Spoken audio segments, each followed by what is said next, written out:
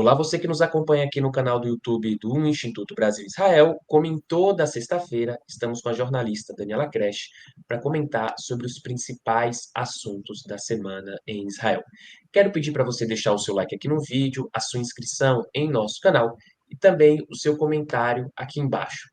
Antes de entrar nos temas do programa, os três temas que normalmente a gente discute e conversa aqui na sexta-feira, quero anunciar que o Instituto Brasil-Israel acabou de lançar aqui no YouTube o programa Seja Membros.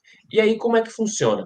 Você faz uma assinatura, aqui embaixo no canal, né, tem um logo do IB, o nome, o número de inscritos. Do lado direito tem uma abinha chamada Seja Membros, e você paga R$ 14,99 por mês, tem acesso a transmissões ao vivo exclusivas para os membros do canal. A gente também cita os nomes dos membros aqui no Expresso, no Leila Entrevista, no Notícias da Guerra e em outros programas que a gente desenvolve aqui no IB. Também vai ter prioridade de inscrição e compra em eventos do IB. Então, por exemplo, a gente trouxe o Henrique Zimmermann aqui para o Brasil, e aí, né, o primeiro lote dos ingressos ali esgotou rápido, muita gente não conseguiu comprar. Então, você vai ter prioridade na inscrição desses eventos e também vídeos exclusivos para os membros do canal. Então, a Dani sempre comenta e traz conteúdos mais curtos aqui no YouTube, lá no Instagram também. Então, todos os nossos colaboradores em Israel, a Dani, o Rick Sima, Mare Vital, o João Miragaia, esses vídeos que eles produzem logo, alguns conteúdos serão exclusivos para os membros aqui do canal. Tudo isso por apenas R$ 14,99 por mês, que você estará ajudando o IB a dar continuidade a esses e outros trabalhos que a gente oferece aqui gratuitamente, como Expresso Israel, Notícias da Guerra, Leila Entrevista, podcast Eu Com Isso, os trabalhos acadêmicos que o IB desenvolve, né, as lives, os seminários, as formações sobre Israel, sionismo, Oriente Médio. Então, essa assinatura é muito importante para a continuidade do nosso trabalho aqui no IB. Dani, dito isso, dado todos esses recados, a gente convida aqui quem nos assiste a ser membro, a dar um super chat, um super comentário aqui embaixo. Também tem essa modalidade para ajudar o Lodinha aqui, como diz alguns amigos. Entrando no primeiro assunto dessa edição do Expresso, a gente vai falar um pouco sobre a volta do golpe judicial e o fortalecimento do governo, né? O governo de Benjamin Netanyahu conseguiu aprovar o orçamento de 2025 e, de quebra, uma lei que altera a composição do comitê de seleção dos juízes. As duas votações são a vitória para o governo e para a sua coalizão, mas não são uma vitória para a democracia, né? Não é uma vitória para a democracia israelense, né? Pois é, né? Nem um pouco. Então, é muito. A gente vai destrinchar um pouco essas duas coisas importantes que aconteceram essa semana, né? Porque a gente tem falado bastante. Vamos começar pelo orçamento. A gente tinha falado bastante que o Netanyahu estava correndo contra o tempo, estava envolvido, né, imbuído da necessidade de aprovar o orçamento de 2025, que tem que ser aprovado sempre até 31 de março, por lei. Caso o orçamento não seja aprovado até 31 de março, o governo, qualquer que seja, cai. Né, são chamadas novas eleições. Né? Então, o Netanyahu estava desesperado para conseguir aprovar um orçamento. Não porque ele não tinha maioria, ele tem maioria de 67 entre 120 parlamentares, que foi exatamente a quantidade de votos que ele conseguiu, mas quando foi chegando perto, né, da votação do orçamento, os membros da coalizão começaram a já falar: olha, Netanyahu, se você não der para a gente isso aqui, a gente não vota. Se você não der para a gente isso aqui, a gente se abstém. Se a gente não sei o quê. Quer dizer, começaram meio que a fazer uma espécie de comercialização de seus votos, justamente por sabendo que o Netanyahu estava querendo muito se manter no poder e né, aprovar esse orçamento. Inclusive, uma das coisas que o Netanyahu trabalhou bastante, né, ele trabalhou muito em março, foi trazer de volta ao governo aquele ministro Itamar Ben-Gvir, que tinha saído do governo em janeiro por causa da aprovação de um acordo de devolução dos reféns. O Itamar Ben-Gvir é contra a devolução dos reféns, não está nem aí para os reféns.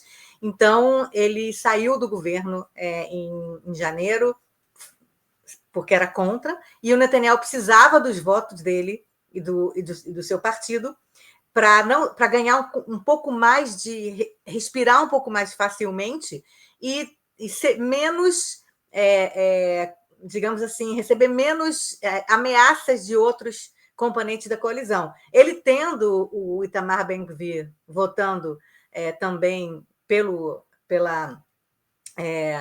pelo orçamento, não tinha muito outros partidos dentro da coalizão falando que pudessem dizer, então eu não vou votar, porque de qualquer maneira iria passar o orçamento, ou ia passar com um pouco de dificuldade, mas passaria. Quer dizer, então, na verdade, a volta do Ben-Gvir foi muito importante para o Netanyahu conseguir aprovar esse orçamento. E como é que a gente sabe que o Ben-Gvir conseguiu tudo que ele queria? Porque o Ben-Gvir voltou também recebeu uns presentinhos por sua volta, né? Por ser leal ao Netanyahu, voltar ao governo, votar pelo orçamento. A volta da guerra em Gaza era uma das exigências do Itamar Ben-Gvir para voltar ao governo. A não negociação da segunda fase do acordo de devolução dos reféns. Ainda tem 59 reféns na faixa de Gaza. A gente sabe em que condições que eles estão. A gente sabe que eles estão passando fome, que eles estão sendo surrados, estão sendo abusados todo dia, ficam em túneis debaixo da terra há 1 ano e meio.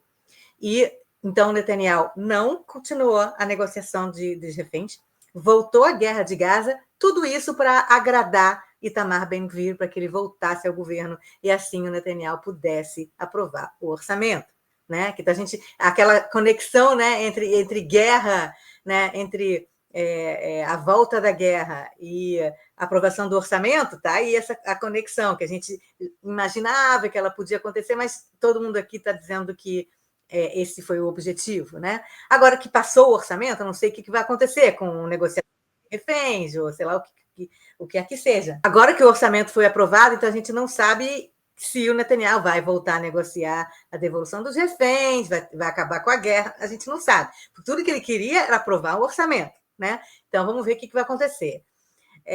Agora, ele certamente deu muitos presentinhos também a outros membros da coalizão. A gente tem um orçamento que é 21% maior do que o orçamento de 2024, o maior orçamento da história de Israel, 205 bilhões de dólares, esse orçamento, como eu falei, 21% a mais do que 2024, sendo que a gente destrinchar o orçamento, eu vou ler aqui uma lista que foi enviada, que foi escrita pela nossa colaboradora, Revital Poleg, né, aqui em Israel, que ela fez uma lista de alguns dos dinheiros, né, desse orçamento que foram enviados para cá ou para lá para agradar membros da coalizão. Né?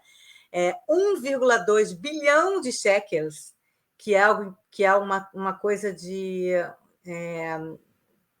por 3, algo em torno de 400 milhões de dólares para yeshivot, escolas religiosas para estudos da Torá, 277 milhões de shekels para promover a segurança alimentar do Ministério do Bem-Estar Social, o Ministério do Ari Ederi, que é do partido Shas, que faz parte da coalizão. O Ari Ederi, né, exigiu isso.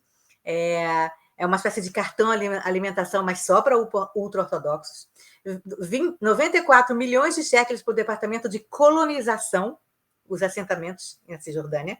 O Departamento de Assentamentos da Cisjordânia ganharam 94 milhões de shekels. 92 milhões de shekels apoio a programas educacionais de instituições de ensino da Torá.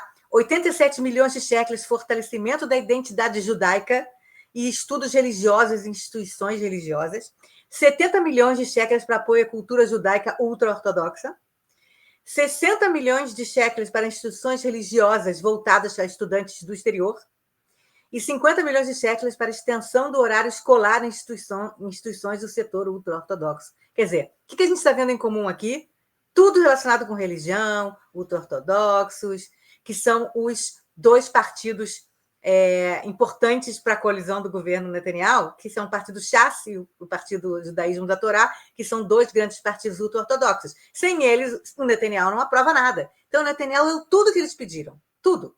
Outra coisa que o Netanyahu deu também foi até a aprovação desse orçamento, o Netanyahu não aprovou nenhuma lei de alistamento militar dos ultra-ortodoxos, que é uma coisa que ele já tem, que na verdade, os jovens ultra-ortodoxos, a gente já falou bastante aqui no Expresso, os jovens ultra-ortodoxos de 18 anos de idade, que deveriam se alistar ao exército, como todo mundo deve se alistar ao exército aqui em Israel, eles já são contra a lei, eles já são criminosos, porque a última lei que, que deixava que não houvesse alistamento militar para esses jovens hiperreligiosos, ela não existe mais, ela acabou o prazo dela. E o governo não aprovou uma nova lei. Então, teoricamente, a polícia podia prender como traidor, né, qualquer jovem de 18 anos do setor ultra-ortodoxo que não se alista, e eles não se alistam. Mas o governo meio que, não vão prender, não vão prender as pessoas, e não tem mais lei, não tem lei. Quer dizer, o Netanyahu deu tudo que os ultra-ortodoxos pediram. Dinheiro, eles nunca tiveram tanto dinheiro assim para tanta coisa. Fora isso, você tem também, além da questão religiosa, você também tem a questão dos assentamentos, que não é uma questão especificamente dos ultra-ortodoxos, é uma questão um pouco mais que alegra, que agrada aos nacionalistas, os sionistas nacionalistas, né? Que é o Itamar Ben-Gvir, o Bezalel Smotrich, que são os outros dois partidos que estão nessa coalizão, que são partidos ultranacionalistas de extrema-direita. Tá? Quer dizer, então, esse orçamento ele é uma abundância de maravilhas para ultra-ortodoxos, nacionalistas sionistas e extrema-direita. Tá? Enquanto isso, você vai ter o resto público, né? Também esse público, mas o resto público, que é a maioria do país, vai pagar aumento do IPVA de 17% para 18%, aumento do imposto de renda, serviços públicos todos estão mais caros, o orçamento de vários ministérios foi cortado, servidores públicos vão ter 2% a menos no seu salário esse ano. Você vai ganhar 2%. Você é servidor público, ganha 2% a menos, não só não receber aumento, como vai ter um corte de 2% no seu salário. Tá? Quer dizer, isso tudo para mandar 60 milhões de shekels para instituições religiosas voltadas a estudantes do exterior. Quer dizer, de onde vem esse dinheiro desse orçamento aí, super faturado aí para esse tipo de coisa? Fora isso, eu queria que eu não sei se eu mandei para você uma foto, acho que não. Não mandei, mas eu vou falar aqui, porque a televisão israelense ela falou também que tem vários ministérios que. Acho que você mandou a do Canal 12, Mandei, né? então você pode botar aí, porque aqui existe assim, uma coisa meio cabide de empregos, né? Nos ministérios. No Brasil também, né? Em vários lugares do mundo você cria um ministério para poder dar um cargo ali, um cargo aqui. Pois é. Então você tem aí, vamos contar, né, os nomes, né? Tem 1, 2, 3, 4, 5, 6, 7, 8 ministérios que o Netanyahu tinha prometido que ia fechar, porque eles não são importantes, não são necessários, são cabides de emprego, não só não fecharam, como ganharam mais dinheiro. O Ministério de como é que diz? Tasks, um Ministério de questões nacionais, o Ministério da Colonização, o Ministério de Jerusalém, o Ministério de Coordenação regional, o Ministério da Diáspora, o Ministério da Herança Judaica, o Ministério de Assuntos Estratégicos, o Ministério de Igualdade Social. São todos ministérios que não são necessários, porque o Ministério de Igualdade Social, você já tem o Ministério de Bem-Estar Social. Por que você precisa de um Ministério de Igualdade Social se você já tem o Ministério de Bem-Estar Social? O que esse outro ministério faz? Por que você precisa de um Ministério de Jerusalém se você já tem 1000 outros ministérios que não... O que faz um ministério só de Jerusalém? Em relação a... Faz o quê? Você tem todos os outros ministérios que já dão, né, que já dão tudo que é necessário para todas as cidades, né? Por que você precisa de Ministério de Assuntos Estratégicos? E o Ministério das Relações Exteriores não faz assuntos estratégicos no exterior? Não está relacionado a assuntos estratégicos no exterior? Isso é o Ministério das Relações Exteriores que faz. Quer dizer, então, todos esses ministérios que eu li agora, todos são cabides de emprego, que é muito dinheiro. É um ministro, é o assessor, é o carro, é o não sei o quê, muito dinheiro, e eles não fazem praticamente nada e viraram cabide de emprego e viraram, enfim, fonte de renda para algumas pessoas e alguns partidos. Então, esses ministérios não só não foram cancelados, como eles receberam mais dinheiro. Quer dizer, então, esse orçamento ele é absurdamente a oposição, obviamente, gritando e falando que é o roubo à luz do dia, e, né, que foi Yair Lapid que falou isso, né, o líder da oposição. Quer dizer, então, a gente vê aí um orçamento que foi costurado praticamente para responder às exigências da coalizão do Netanyahu, porque o Netanyahu precisava muito que o orçamento passasse para ele se manter no poder. Então, temos aqui um orçamento altamente politizado, altamente voltado para alguns setores específicos e que não contempla a população inteira como um todo. Ao meu ver, isso tudo aí é a minha opinião, certo? Não é a opinião do IB, é a minha opinião. Então, esse foi a primeira vitória do Netanyahu. O Netanyahu conseguiu, então, comprar aqui pelo menos um ano até o próximo orçamento. Né? As próximas eleições devem acontecer, ou deveriam, não sei quando vão acontecer. Aqui em Israel é parlamentarismo, né? Então, às vezes, as eleições não são exatamente de 4 em 4 anos, o governo cai, não sei o que tal. Então, as próximas eleições deveriam acontecer no final de 2026, que a gente tem mais um ano e meio desse governo, né? Mas, pelo menos um ano, o Netanyahu comprou com essa questão do orçamento. Agora, se ele vai conseguir se manter no poder, mesmo com o orçamento aprovado, não sei. Tá? Mas essa questão do orçamento ele já não tem mais problema, ele passou desse obstáculo. Agora, não sei quais são os planos dele depois desse obstáculo passado. Né? Se ele tem plano de fazer alguma emenda no orçamento e aí tira um dinheiro daqui e devolve para lá, não sei. Mas que ele conseguiu assim, oficialmente passar esse obstáculo, ele conseguiu. E a segunda coisa que a gente vai falar nesse item é a segunda vitória do governo essa semana, que foi a aprovação da mudança de constituição da comissão que escolhe os juízes em Israel. Tá? Para isso, eu tenho que dar um certo contexto. Quem assiste o Expresso já lembra que a gente... Acho que você pode tirar já essa foto. Como a gente está aqui desde 2023, o começo de 2023, falando do golpe judicial, que é uma tentativa que esse governo, que é o mais de direita e mais religioso, né, da história de Israel, esse governo ele tomou posse no finalzinho de dezembro de 2022, e no dia 4 de janeiro de 2023, o ministro da Justiça deu uma entrevista ao vivo, rádios e TVs, não sei o quê, que chocou a nação, dizendo que ele iria agora passar a boiada em mudanças relacionadas à Suprema Corte e ao setor, né, ao Poder Judiciário. Coisa que não estava sendo discutida, que inclusive na campanha eleitoral do Netanyahu para esse governo que tomou posse, não estava na campanha eleitoral, não foi discutido, não é que os eleitores do Netanyahu votaram em prol, né, votaram sabendo que isso iria acontecer.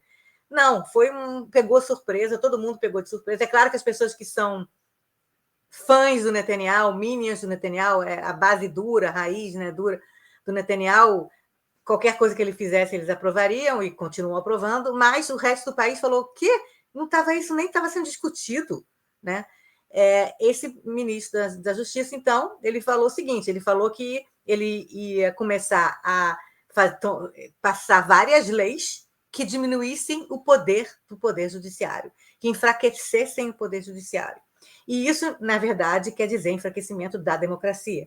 Porque, como a gente já falou várias vezes aqui no Expresso, Israel é uma democracia, você tem os 3 poderes, né, o executivo, o judiciário e legislativo, só que o legislativo e o executivo meio que se confundem, porque é um parlamentarismo, né? Quer dizer, então, os parlamentares são o primeiro-ministro e os outros ministros.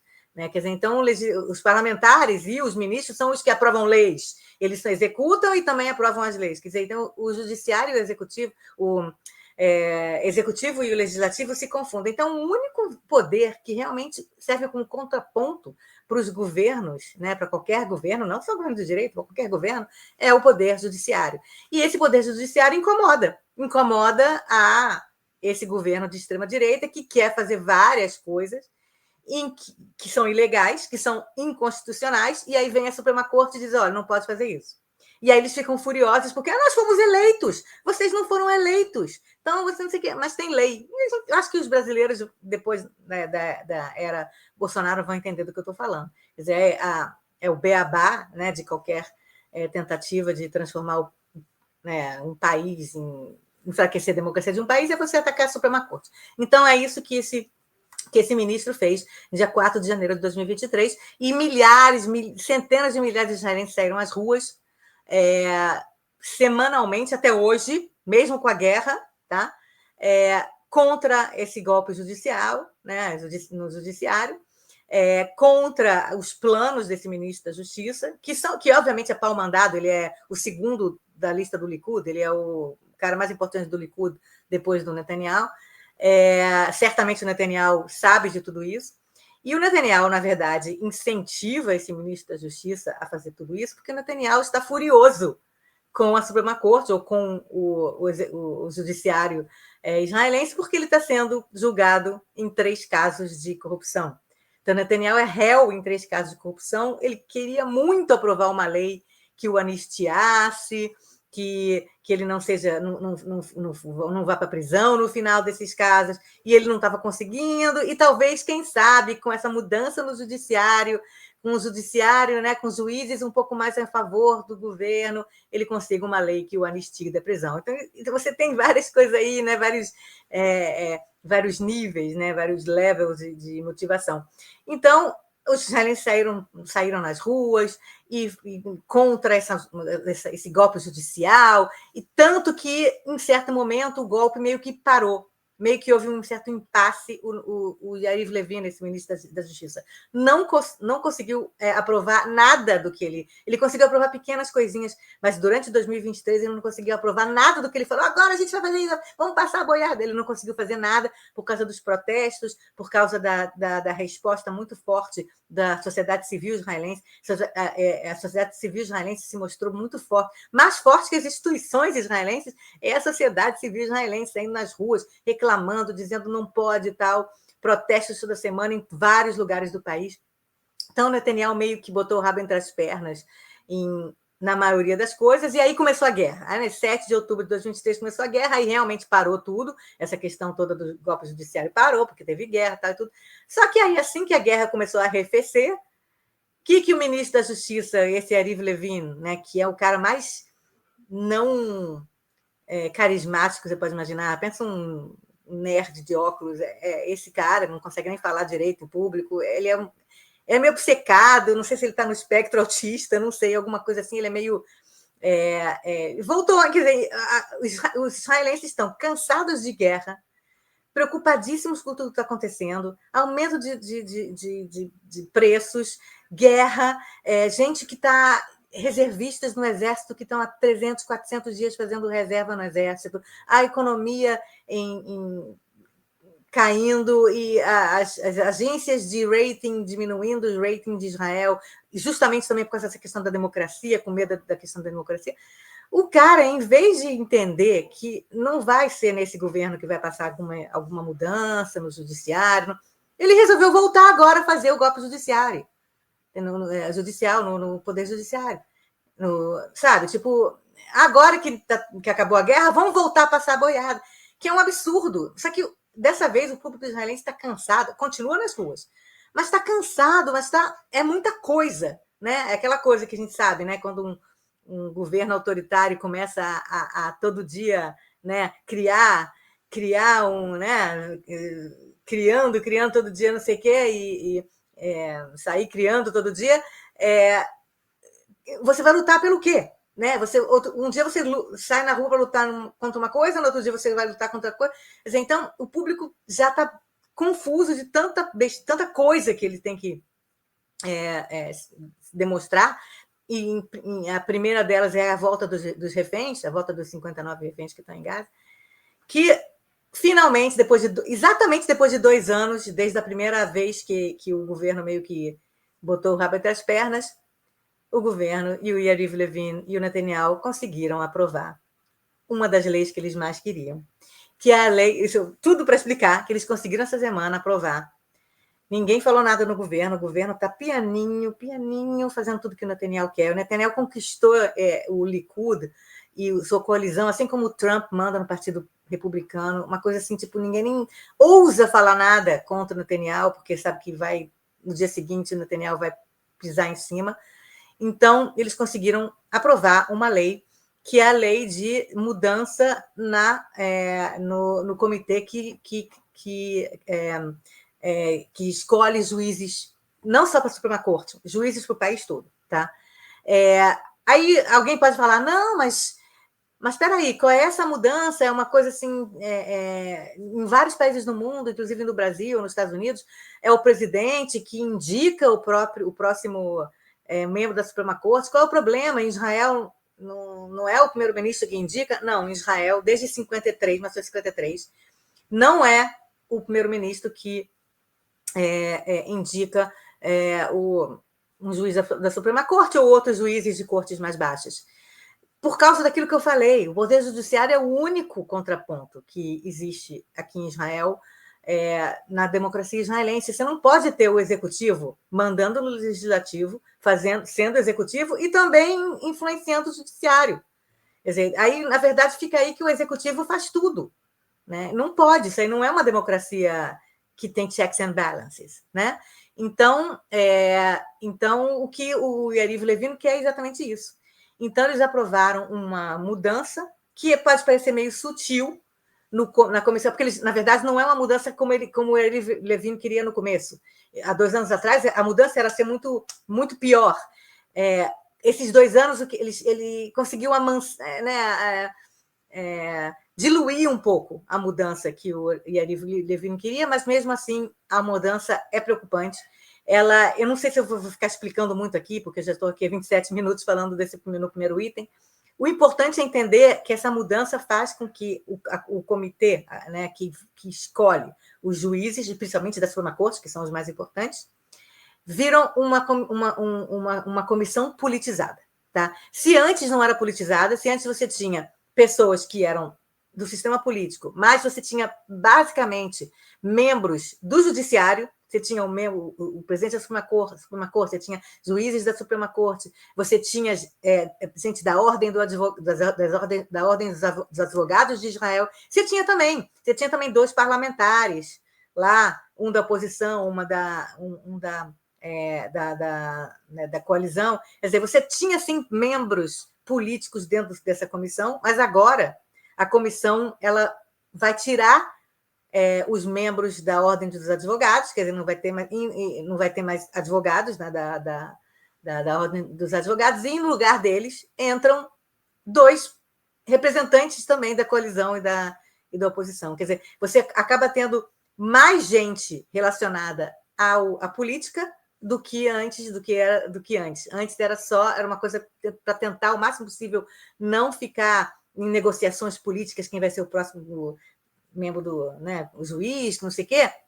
Você tinha só um membro da coalizão, um da oposição, meio que para supervisionar as coisas. Agora não, agora você vai ter 4 ou 5 pessoas ligadas ao mais, né? Porque tem um ministro da Justiça que é da coalizão, vai ter um outro ministro indicado pelo ministro da Justiça, vai ter agora 2 advogados que são indicados pela coalizão e pela situação e pela oposição. Né? Então, você já tem 4, são 9 pessoas, já tem 4 aí políticos, e você tem também 2 parlamentares. Quer dizer, então, das 9 pessoas, 5 ou 6, quer dizer, mais, né, a maioria são pessoas ligadas à política, que aí abre todo, né, uma can of worms aqui de negociação política. Se você apoiar o meu candidato, a gente te dá um dinheiro aqui no verba do orçamento. Se você não sei o quê, você vota em mim se você votar em mim, seu partido votar em mim, eu indico alguém do seu partido para indicar alguém da Suprema Corte. Quer dizer, politiza a escolha de juízes, não só da Suprema Corte, mas do país inteiro. Que era uma coisa que a democracia israelense quis e estava conseguindo até hoje de separar a política da escolha dos juízes. Mas a extrema-direita que está nesse governo, e esse cara, o Yariv Levin, que é o ministro da Justiça, acredita cabalmente nisso, eles acham que os juízes e os membros da Ordem dos Advogados de Israel são todos de esquerda. Assim como eles acham que os jornalistas são todos de esquerda, que todo mundo que não é de direita é totalmente de esquerda, todo mundo comunista, todo mundo... Aqui não é questão de comunista, o que é mais é esse pessoal de esquerda aí que quer negociação com os palestinos, tá, não sei o que, isso aí é tudo pessoal de esquerda.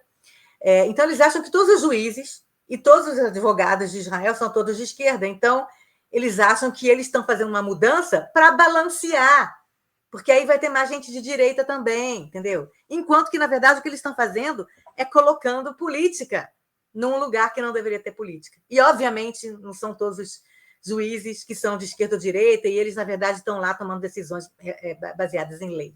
A gente sabe como a Suprema Corte no Brasil também. Tá?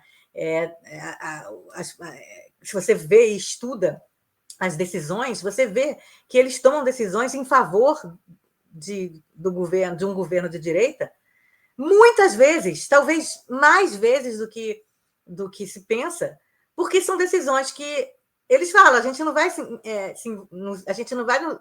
envolver aqui se está certo ou está errado, se a gente acha que está certo ou está errado. A gente só se envolve em julgar se as decisões são constitucionais ou não. E é isso que eles fazem. Eles veem se é legal ou ilegal. Só que para a extrema-direita, isso significa você dizer que alguma coisa que você quer fazer é ilegal, significa que você é de esquerda, que você é mau. Tá? Quer dizer, então, é isso que esse ministro está fazendo, que conseguiu essa semana. O público israelense está voltando às ruas, quer dizer, já nunca saiu, mas está aumentando, só que a gente não sabe se isso vai passar a Suprema Corte, porque isso aí também tem que ser... Né, a Suprema Corte vai ter que julgar isso também. A gente não sabe o que vai acontecer. E se a Suprema Corte for contra essa mudança, for contra essa lei que passou, né, agora no parlamento, e aí o governo não aceitar que a Suprema Corte negou essa lei, né, cancelou essa lei, a gente entra aqui numa crise constitucional no país, que é a Suprema Corte falando uma coisa e o governo dizendo que não vai aceitar o que a Suprema Corte falou. Aí sim a democracia foi para as cucuias e tem muita gente preocupada aqui, inclusive o ex-juiz, né, ex-presidente da Suprema Corte, Aharon Barak, um cara muito importante, que está dando várias entrevistas, e eu falei na semana passada sobre isso, porque ele falou isso na sexta-feira da semana passada. Ele tem medo de guerra civil, ele tem medo que Israel possa chegar a um ponto de que a divisão e a polarização é tão grande, esse governo está criando uma polarização tão grande, que pode chegar a uma guerra civil. E é a primeira vez que eu escuto alguém importante como esse cara falando uma coisa assim. Inclusive, eu estou, para o IB, eu estou traduzindo uma entrevista inteira que ele deu, e a gente vai colocar no site do IB nos próximos dias, uma das entrevistas do Aharon Barak, explicando por que ele acha que Israel pode chegar à guerra civil. Então, esses foram as vitórias do governo essa semana. Não, e além de tudo isso, teve um vídeo aqui que você mandou, né, do ministro da Construção, que eu vi isso essa semana, eu achei um absurdo, assim, que fica até difícil achar um adjetivo para definir dançando e cantando música contra o exército no momento que você tem gente da reserva com questões gravíssimas de saúde mental, né, por conta de todo esse período de guerra, falta de soldados, e o ministro dançando e cantando e atacando o exército, né? Eu vou pedir para você botar daqui a pouco o vídeo, mas deixa eu explicar. Esse cara é o Yitzhak Goluknov, o nome é Goluknov, é um nome difícil de falar, que ele é o líder do partido Judaísmo da Torá, que são os ultra-ortodoxos ashkenazitas, e ele foi num casamento, e no casamento começaram a cantar, no casamento, coisas do tipo, não vamos fazer o que esse governo de hereges, governo de hereges é Israel, né? Porque muita gente, aí é difícil de explicar, é um contexto grande, mas muitos dos ultra-ortodoxos não acreditam na existência do Estado de Israel. Eles acreditam na grande Israel, na volta do Messias e na Torá, obviamente, mas eles não acreditam na entidade de Israel, eles não se consideram sionistas, eles não acreditam na entidade de Israel, porque eles acham que é tudo judeu, não judeu de verdade, porque não são religiosos, né? Então, todo mundo que não é religioso, para eles não é nem judeu de direito, Tá? Então, eles não somos a favor desse governo, só que eles fazem parte do governo e acabaram de ganhar um monte de dinheiro. Como eu falei aqui do orçamento, quer dizer, a coisa mais absurda e irônica é o cara cantar, as pessoas em volta dele cantando: nós somos contra esse governo, estamos contra esse governo de hereges, enquanto você acabou de ganhar maior dinheiro para financiar esse lugar aí onde os caras estão cantando. Sem contar o fato de que eles cantam também que eles vão morrer e não se alistar ao exército. Aí é mais complicado ainda por que os ultra-ortodoxos não querem se alistar ao exército.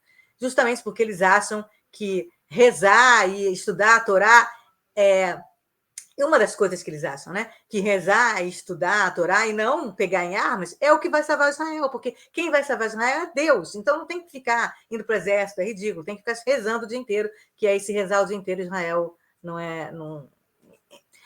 Tem várias nuances, não é só isso, tem várias outras nuances, talvez um dia a gente possa fazer um expresso só sobre isso, explicando de onde vem essa tendência não sionista dos ultra-ortodoxos e por que eles não querem ir para o exército. Aí você pode colocar o vídeo agora, mostrando esse absurdo do cara que acabou de ganhar bilhões no orçamento, aceitando cantar esse tipo de coisa.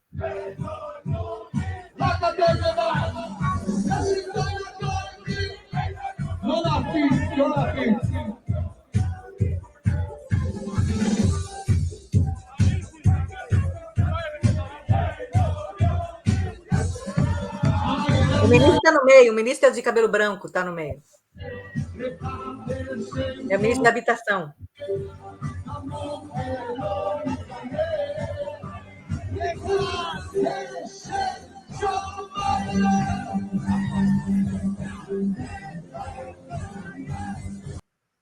Você pode tirar.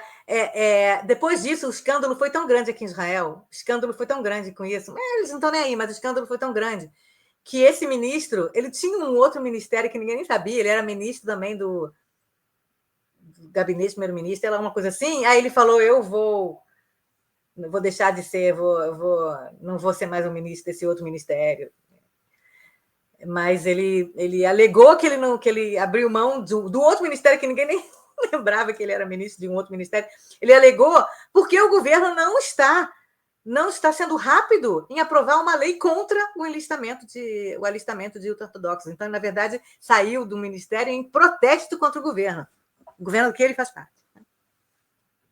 É uma crise institucional sem tamanho, né, Dani? Como você bem colocou aqui, esses governos extremistas, radicais, envolvido em escândalo. Às vezes a gente, não, tem tanta coisa que vai ser fácil cair, que vai ser fácil derrubar, só que é um excesso de coisa, né? Então, o ataque à democracia israelense é o Qatar Gate, é o chefe do Shin Bet, é a volta da guerra em Gaza, é o vídeo que o Hamas solta dos reféns. Aí a possibilidade de anular a decisão do judiciário, que a população se sente cansada, tem aquele sentimento de mais um caso, mais um escândalo, né? Então, o objetivo é esse, o objetivo é cansar o público e passar a boiada, né? No caso, né, a gente viu no Brasil, quando começou a Covid, todo mundo só falava de Covid, e aí o ministro falou, tá todo mundo falando só de Covid, então vamos passar a boiada numa outra coisa. É isso. A ideia tem tanta coisa, e as pessoas estão todo dia na rua para se manifestar contra tanta coisa, que essa mais uma outra coisinha aqui ninguém vai perceber, entendeu? E a gente faz uma lei aí e ninguém nem vai perceber. Mas, novamente, a sociedade civil israelense é muito atuante, é muito significativa, as pessoas estão nas ruas. Ninguém pense que em Israel, com esse governo, as pessoas estão deixando o governo fazer dane-se. Não, as pessoas estão protestando. E 80%, 70%, 80% das pessoas são contrárias à maioria das coisas que esse governo faz. E mesmo assim, por conta de manobras políticas como o Netanyahu é um gênio de fazer, ele se mantém no poder. Então, ele se mantém no poder e ele faz coisas que a maioria da população é contra e ele continua fazendo sem problema nenhum. Ele voltou, na verdade, dos Estados Unidos, quando ele foi encontrar o Trump, né, nos Estados Unidos, há 2 semanas atrás, ele voltou mais feliz ainda e mais entusiasmado ainda de fazer as coisas que ele quer e dane-se a opinião pública, né? Então, a eleição do Trump e a posse do Trump também fortaleceu o Netanyahu, e ele está mais forte do que estava antes, na verdade.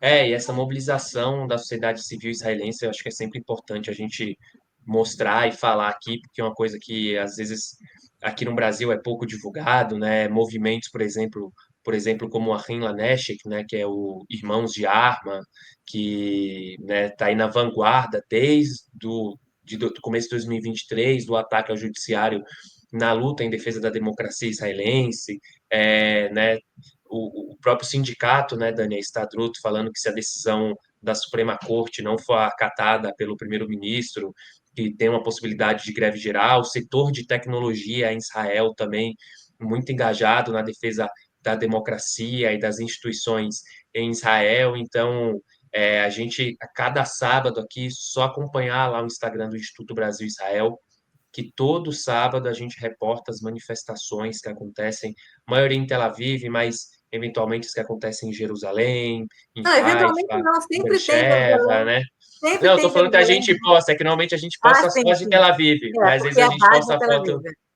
às vezes a gente posta foto também das de Jerusalém, das de Haifa, Beersheba, do país inteiro, mobilizado em defesa da democracia em Israel.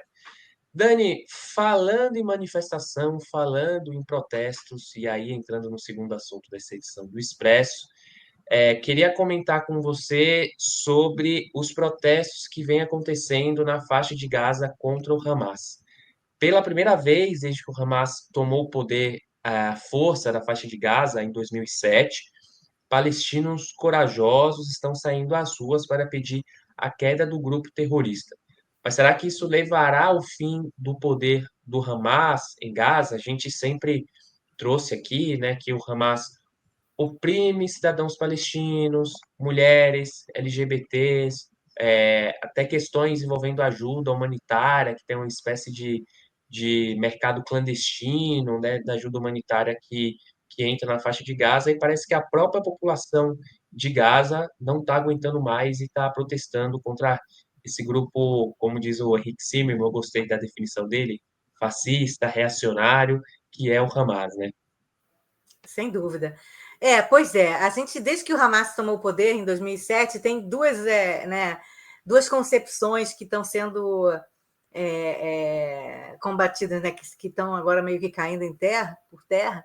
Uma é que que a população apoia o Hamas, a população toda de Gaza apoia o Hamas, e a segunda é que os palestinos vão da faixa de Gaza querem ficar na faixa de Gaza, não querem nunca mais sair, tal, não sei o quê, e vão defender a sua terra. Essa segunda é um pouco mais complicada, a gente tem a ver com aquele plano do Trump de deportação de palestinos, não vou entrar nisso não, que isso é complicadíssimo, mas há muitas pesquisas de opinião dizendo que mais de 50% dos palestinos sairiam de Gaza se pudessem, porque quem quer morar lá naquele lugar empobrecido com um grupo terrorista que rouba tudo, rouba o dinheiro, corrupto, conservador, fascista, que rouba o dinheiro de todo mundo, que rouba dinheiro externo que chega lá e que oprime a população e começa uma guerra contra Israel. Quer dizer, quem quer continuar morando lá? Então, você tem aí realmente uma grande quantidade de pessoas que, se pudesse, sairia de Gaza, mas eu não quero entrar nessa questão agora. Eu quero falar mais da questão de protestar contra o Hamas. Aqui em Israel, as pessoas não têm ideia, as pessoas do dia a dia nas ruas, não têm ideia qual é a proporção de palestinos em Gaza que apoiam o Hamas. Sempre saem algumas pesquisas, alguns dizem que nas pesquisas eles têm maioria, mas que, na verdade, eles têm medo de falar, porque têm medo de serem presos, serem taxados de traidores, se disserem que não apoiam, e isso acontece. Então, sempre não fica claro. Né? E, realmente, há 18 anos o Hamas controla a faixa de Gaza com mão de ferro, né? E os palestinos têm medo, eles têm medo do Hamas, a força política, força monetária, né? Força militar do Hamas. Então, as pessoas. É uma ditadura. É uma ditadura. As pessoas têm medo de sair nas ruas, tem ditadura. E tem vários outros lugares assim no mundo árabe e também fora do mundo árabe. A gente sabe muito bem que as pessoas têm medo de falar. Só que agora, depois de 1 ano e meio de guerra, principalmente agora depois da volta da guerra, né, porque acabou a primeira fase do acordo de devolução dos reféns e Israel resolveu voltar a guerrear lá. Eu não vou entrar nessa seara também, mas voltou a guerra. E parece que isso, então, foi o último, a gota d'água, porque muita gente, talvez vendo que o Hamas está enfraquecido agora, pelo menos militarmente, depois de 1 ano e meio de guerra contra Israel, seus arsenais foram, sei lá, a maioria foi destruída, milhares, dezenas de milhares de comandantes e líderes e combatentes do Hamas foram mortos. Então, talvez, imbuídos dessa, né, desse conhecimento de que o Hamas tem menos força do que tinha antes, as pessoas estão começando a ter coragem de sair na rua e de falar que querem fora. Então, os protestos, daqui a pouco eu quero pedir para você botar alguns vídeos que eu tirei do X, né, de um ativista palestino-americano chamado... falar o direito não mesmo. Ahmed Fouad Al-Khatib, que é um cara maravilhoso. Eu sugeriria, quem puder, acompanhar ele pelo X, acompanhar ele pelo YouTube, como puder, porque é um cara absolutamente com a cabeça clara, né, esclarecedora. Então, eu peguei alguns vídeos do X dele. Esses protestos começaram há 3 ou 4 dias atrás, que foi na terça-feira dessa semana, e continuam. Hoje, sexta-feira, o Hamas começou a demonstrar, a falar que vai executar traidores. Parece que já começou a executar, já executou mais de 100 traidores. E a gente não sabe que traidores são esses, a gente não sabe nem se é verdade e nem que traidores são esses. Talvez falar isso agora seja a motivação seja tentar coibir esses protestos, mostrar, olha, isso vai acontecer com vocês, se vocês continuarem a protestar.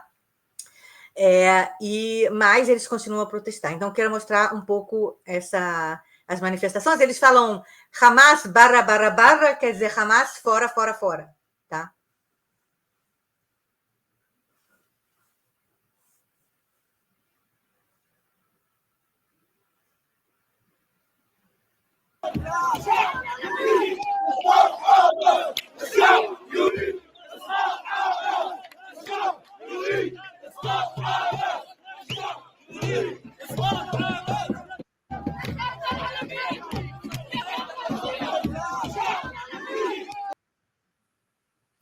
Esse é um, dessa vez eles não falaram //, mas eles vão falar.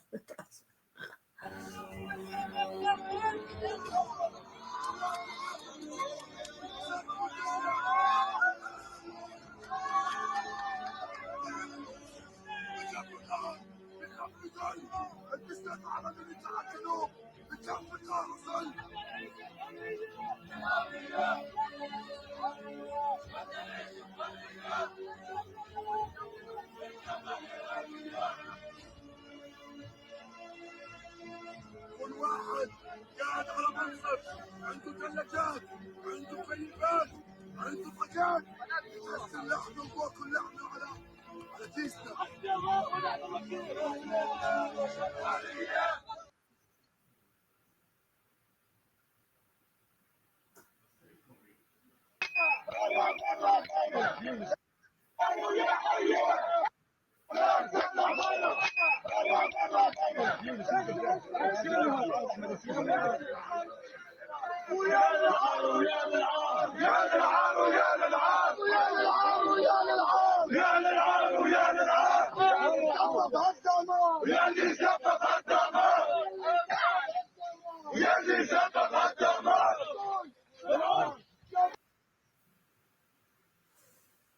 Acho que o próximo é o próprio Al-Khatib, que ele estava em Washington, D.C. And I'm thinking to myself, depois eu explico.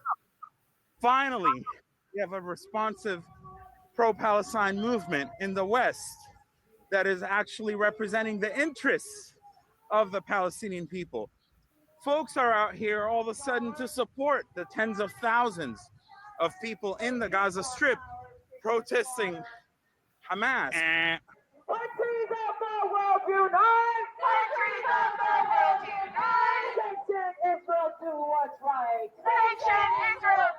completely hopeless. There's absolutely no hope. Not a single mention of the thousands of the Palestinian people right now in Gaza who are protesting against Hamas, who are demanding the end of the group's terrorism, demanding the end of the group's tyrannical rule, demanding freedom, demanding the end of this disaster that has been unleashed upon our people. Ele foi em Washington conversar com as pessoas para falar: vocês estão apoiando essas manifestações contra o Hamas na faixa de Gaza?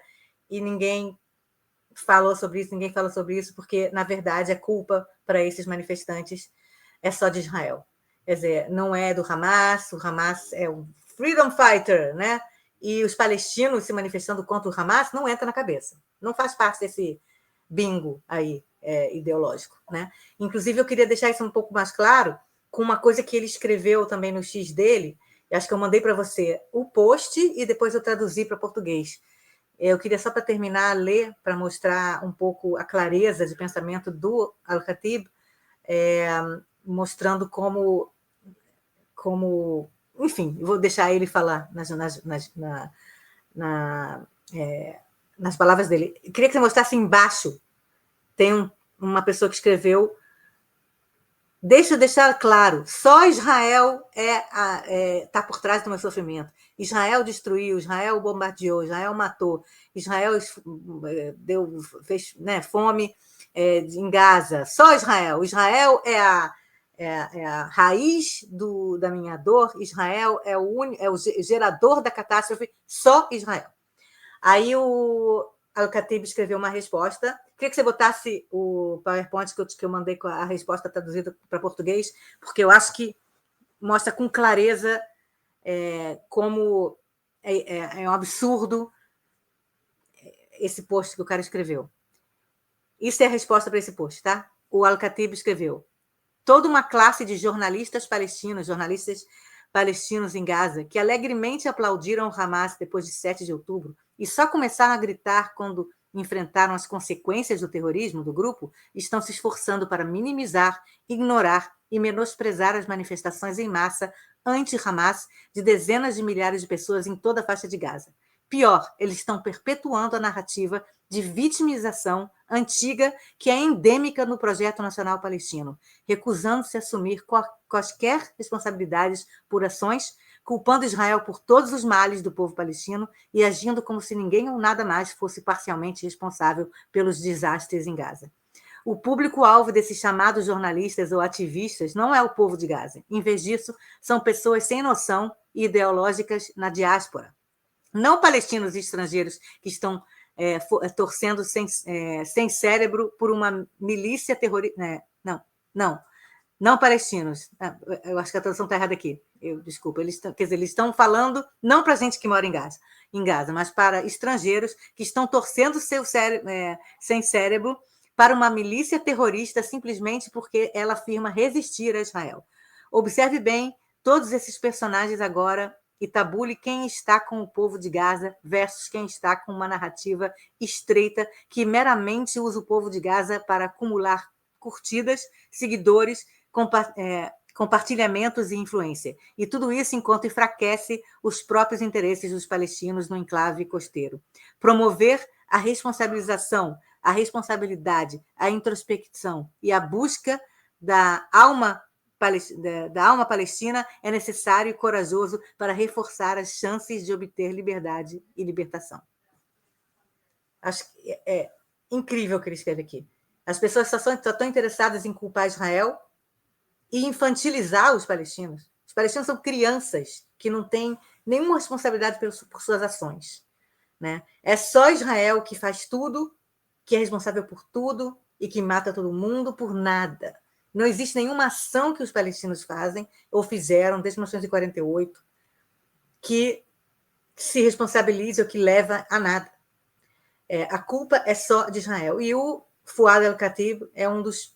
E espero que não seja tão poucos, mas é um dos palestinos, ele é de Gaza, a família dele é de Gaza, que entende que você não pode infantilizar um povo inteiro. Esse povo tem que entender suas responsabilidades nesse conflito. É um conflito que tem dois lados. Os dois lados têm suas responsabilidades nesse conflito terrível de um século. Então, é muito legal ver um cara como esse, um ativista pela paz, um ativista pela coexistência, pela convivência, tentar demonstrar, tentar dizer que a vitimização dos palestinos é contra os interesses nacionais palestinos. Lembrando aqui que a jornalista Lely Sterenberg, no programa Lely Entrevista, entrevistou o Ahmed. A gente tem uma entrevista com ele aqui no canal do IB. Vou deixar o link aqui embaixo para quem quiser assistir, saber um pouco a história do Ahmed. É isso, o Dani falou, ele nasceu em Gaza, morou em Gaza, sabe melhor do que ninguém a realidade de Gaza e muito crítico ao Hamas. E é exatamente isso, né, Dani? A gente vê pessoas não é um amante de Israel, não é assim, Israel é maravilhoso. Não ele é. crítico, inclusive super teve crítico. familiares que foram assim mortos como nós em aqui, o que a gente está operações. fazendo desde o começo do Expresso, a gente está sendo crítico.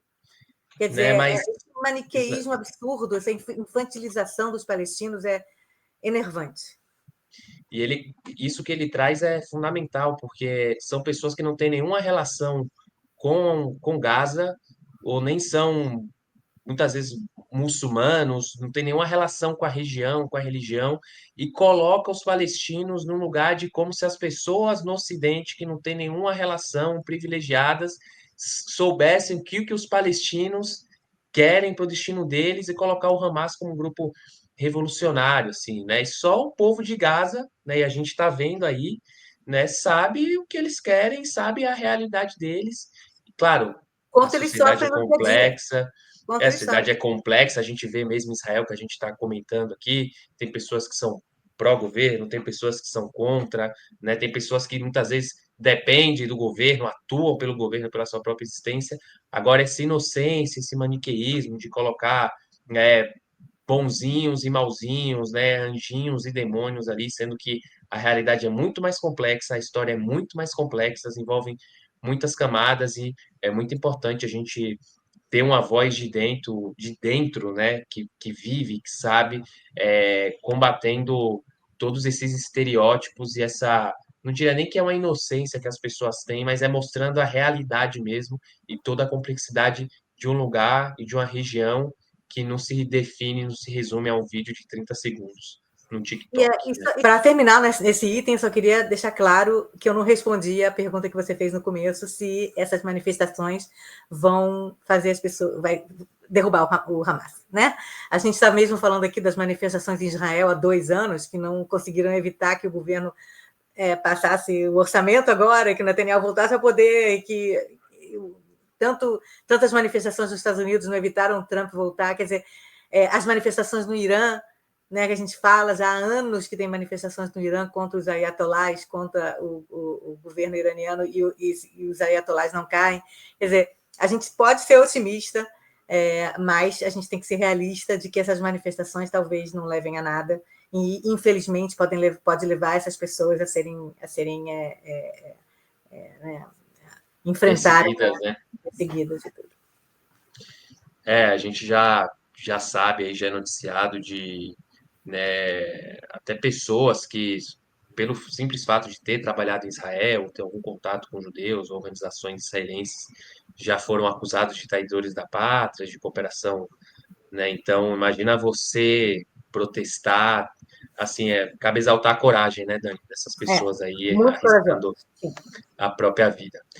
Dani, entrando no último assunto aqui do Expresso, a gente vai falar um pouco sobre a ligação entre o Signal Gate e Israel. Isso porque as autoridades israelenses reclamaram com a Casa Branca que o conselheiro de segurança nacional, o Mike Waltz, revelou num grupo de rede social Signal, né, que para quem não sabe, quem não conhece, é tipo um WhatsApp, um Telegram, sobre o envolvimento de Israel em ataques aéreos contra os Houthis no Iêmen. O problema é que nesse grupo, um jornalista foi incluído por engano na lista e ficou sabendo de todos os planos para o ataque, e aí tem a oposição democrata falando que isso colocou em risco as tropas e até mesmo a operação. Mas um escândalo para o Trump aí, né?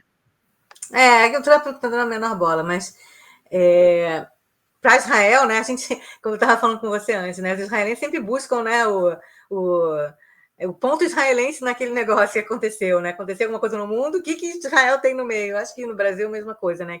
Que brasileiro que estava envolvido. Então, nesse caso, realmente houve aí coisas relacionadas com Israel, porque o Conselho de Segurança Nacional, o Mike Waltz, que criou esse grupo no Signal, chamou um montão de gente para esse grupo, inclusive o vice-presidente, várias outras pessoas importantes da cúpula militar e política dos Estados Unidos estavam nesse grupo do Signal, e, sem querer, ele adicionou o editor-chefe da revista The Atlantic, Jeffrey Goldberg. Eu estava ouvindo uma entrevista dele no The Daily, né, no podcast do New York Times, e ele falando, eu estava minding my own business, voltando do supermercado, e de repente eu me incluo, me colocam aqui num grupo, e eu achei que era brincadeira. Até tinha o Mike Waltz, tinha o vice-presidente, tinha não sei o quê, tinha o Peter Hegseth, né, o ministro da Defesa, o secretário de Defesa. Deve ser brincadeira, deve ser pegadinha, né? Não é verdade. Então ele ficou lá calado, observando o que grupo falava, e ele começou a perceber que o grupo estava planejando, pensando, autorizando e planejando ataque aos Houthis, né, que é um grupo terrorista que tomou conta de boa parte do Iêmen e que tem atacado Israel, que eles são piratas agora no Mar Vermelho, eles atacam os navios que passam, independentemente de que bandeira tem. Os caras são terroristas piores, e Hamas pior, tá? E aqui em Israel a gente sente que eles ficam mandando bomba contra Israel às 4 horas da manhã. Eu tenho que sair correndo para o meu quarto protegido, as pessoas têm que sair correndo para bunker às 4 horas da manhã. Quase, agora não todo dia, mas pelo menos 1 ou 2 vezes por semana, eles de propósito mandam um míssil balístico do Iêmen contra Israel. Israel consegue interceptar sempre, nunca caiu nenhum míssil, mas até cair, né, até interceptar, toca sirene no país inteiro, praticamente. E todo mundo tem que sair correndo. Quem não tem quarto protegido em casa tem que sair correndo para um bunker, tem que sair correndo para algum lugar para se proteger. E realmente é terrível para muita gente que não anda direito, idosos, crianças, cachorros que ficam desesperados. Então, é terrível o que esses Houthis fazem. E não só contra Israel, como eu falei, também eles fazem pirataria, né, lá no Mar Vermelho. E eles estão... essa pirataria está começando, já começou a causar muitos problemas na economia mundial, porque muitos navios que saem da Ásia passam pelo Mar Vermelho, Canal de Suez, entram no Mar Mediterrâneo para poder ir para a Europa, Estados Unidos, Brasil, e os navios não estão conseguindo mais passar por lá, eles têm que passar por toda a África, ou então tem que ir por avião, os produtos encareceram, os produtos estão chegando com mais atraso, os produtos aí da Shein, do Temu, estão todos chegando com mais atraso, porque os navios estão com medo de passar por lá. Quer dizer, os caras são piratas mesmo, né? Então, os americanos começaram a atacar os líderes dos Houthis, numa coalizão internacional, não só americanos, também tem britânicos, tem franceses. Israel não está atacando lá, mas Israel, de acordo com esse... foi revelado, como se ninguém soubesse, mas, na verdade, foi revelado pelo próprio Conselho de Segurança Nacional americano, que Israel fornece inteligência, Israel fornece informações de onde vai estar o tal líder, de onde vai estar não sei o quê, para atacar. Né? Então, esse Conselheiro de Segurança Nacional, ele disse que a inteligência tinha identificação positiva, quer dizer, que a inteligência israelense ajudou eles a identificar positivamente o cara dos mísseis dos Houthis entrando em um prédio que eles atacaram. Né? Quer dizer, aí o Israel está reclamando com a Casa Branca, porque, vem cá, nossos segredos, nossa colaboração aí a níveis altíssimos e que é segredo de Estado vai parar num grupo de rede social que não é sabe? Não é um grupo que eu imagino que o governo americano não aprove a utilização de uma rede social dessas para falar de questões tão importantes e se vai atacar ou não vai atacar os Houthis, quando vai atacar os Houthis, quer dizer, nesse grupo tinha a hora que vai ter o ataque, tinha onde vai ser o ataque, quer dizer, realmente colocando em perigo toda a segurança nacional americana e a israelense agora também colocando aí informações de que Israel ajuda não que os Houthis não mereçam aí o que esses ataques. Eu, pessoalmente, minha opinião, acho que os Houthis são tão ruins quanto Hamas, Hezbollah e a Al-Qaeda e Estado Islâmico, e eles estão acabando com o Iêmen. Acabando. O Iêmen já é um dos países mais pobres do mundo, e o Iêmen agora está empobrecidíssimo, as pessoas estão desesperadas lá no Iêmen por causa desse grupo terrorista que tomou controle do Iêmen. E muitos países do Oriente Médio, inclusive a Arábia Saudita, Emirados Árabes, o Egito principalmente, porque os navios que não passam lá pelo Mar Vermelho também não chegam no Canal de Suez, que é um dos lugares onde o Egito ganha mais dinheiro, né, da passagem desses navios, né, de cobrar pela passagem desses navios. Quer dizer, o Egito também, todo mundo árabe quer os Houthis fora. Não é uma questão o Ocidente atacando aí o Oriente. Não, todo mundo quer esses Houthis fora do poder lá, porque eles estão aterrorizando o Iêmen, entendeu? E aterrorizando todo mundo em volta. Só que você fazer uma coisa dessa, programar ataques, né, e contar informações secretas num grupo de WhatsApp, ainda por cima que você errou e botou um jornalista no meio, é um absurdo. E para quem, né, para o Trump, que criticava a Hillary Clinton porque ela mandou e-mails que não eram os e-mails, né, do governo, falando de coisas que não tem nada a ver com o governo, mas ela tinha um e-mail pessoal, e a Hillary Clinton tinha e-mails pessoais, que absurdo, ela não era contra a segurança nacional.